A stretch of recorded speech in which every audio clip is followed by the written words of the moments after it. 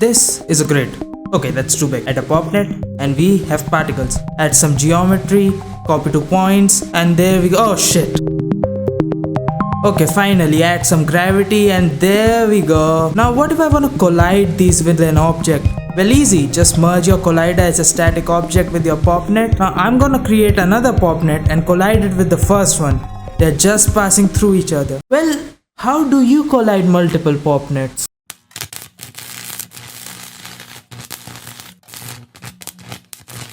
Hey, what is up everyone, this is Rex over here, and in this video I'm gonna teach you how you can collide multiple popnets in Houdini. Now without any further ado, let's get into our computer. So here we are, a fresh file in Houdini. Let's create a geometry node, popnet collision.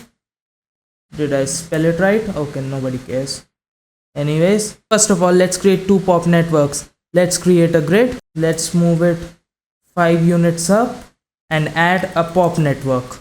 And as you can see, the particles are spawning. I'm just going to change the constant birth rate from 5000 to 1 because this can be pretty heavy on your PC, especially if you have a potato PC like I do. Now what you want to do is gonna go in your pop network and activate the just born group by giving it a name. I'll call it just born 1. Now what you want to do is duplicate this entire network, Ctrl C Ctrl V, create a copy of it, change the Y value in the transform from 5 to -5, and change the name of the just born group from just born 1 to just born 2. Now let's bring up a blast node and let's blast away the just born group. If you can't see the just born group just like I do, just click on this arrow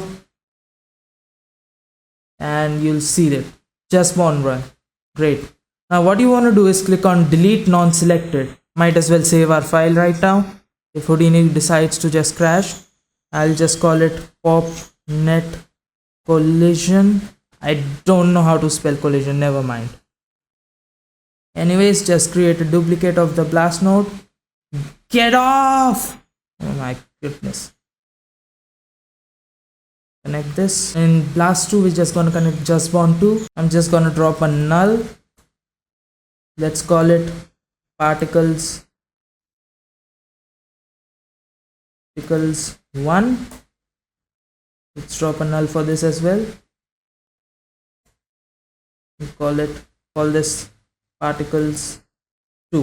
Great stuff. We have now set up our pop networks of particles. You can obviously set up as many pop networks of particles as you want, as long as you activate the just born group in each one of them. Now we're gonna set up our geometry. You can use any geometry as well. For particles 1, I'm gonna use a sphere. So let's copy 2 points. Always connects to the wrong input. Let's bring a sphere. Let's do the same for our blast 2, but in this case I'm gonna use a torus. Now finally add an assemble node. Oh god, I'm so glad my PC didn't crash there. Do the same for the other. No, that's not an assemble node.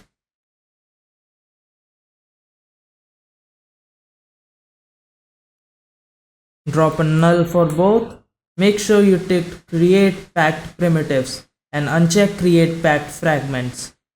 Do the same for the other. Drop a null for both. Call it RBD1 and call the other RBD2. Now the problem here is, if you go into the info of our particles, we have this V attribute. But if you go into the info of our RTB, we don't have this V attribute. So let's get an attribute transfer node. You transfer. Drop it in here.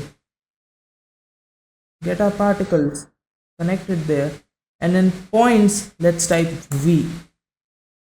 Now if we check it, there we go, we have V. This V is very important, guys. Do the same for the other. Now finally all that's done. Now let's create a dopnet. Now let's bring in an RBD packed object, an SOP solver,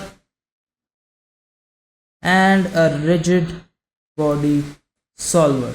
Great. Double click on your SOP solver and bring in and object merge. Go to the object, click on this icon and bring in your RBD1.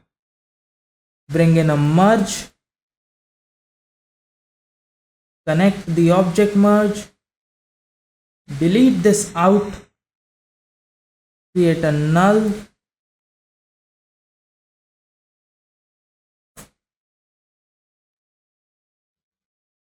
and call it SOP out 1. Activate the null. Great. Now create a copy of this SOP solver, Ctrl C, Ctrl V, double click it and go to object 1 and bring in RBD2. Now let's bring in a merge node. I don't know if it's necessary, but I think the merge needs to be set to mutual, or the solver just disables this setting. I don't know, someone tell me in the comments. Alright, so let's connect the RBD packed object to the merge and set the left of input effects right to mutual. Now disconnect this and connect the SOP solver 1 and SOP solver 2 to the merge. Now connect the merge to the post solve of the rigid body solver. Now let's connect our RBD packed objects. Did I say objects? Yes, I did, because we're going to bring another RBD packed object. Ctrl C, Ctrl V. Great stuff. Now go to our SOP path and bring in RBD1. Go to RBD packed object 2, go to SOP path and bring in RBD2. Bring in another merge, connect it, set it to mutual and connect it to the object's input of the rigid body solver. Great stuff. Now connect it to the output. Now if you zoom out, you would see that our objects are actually spawning. Now you would ask, why are they not colliding? Well, to be honest, they're too far apart to collide. We need proper forces in order for them to collide. But we want one of them to go down and one of them to go up. How are we going to do that? Well, it's very simple. We're just going to apply gravity to one of those objects and apply negative gravity to one of the other. It's very simple. Let me show you. Well, just bring in a gravity node, apply it, and in the group, select RBD packed object 1. Very cool. And double click the gravity node. Another, in this time, remove the RBD packed object 1 and select RBD packed object 2 and remove the minus sign from the force. Now if you play the simulation, there you go. Make sure you tick this clock or stuff. There you go.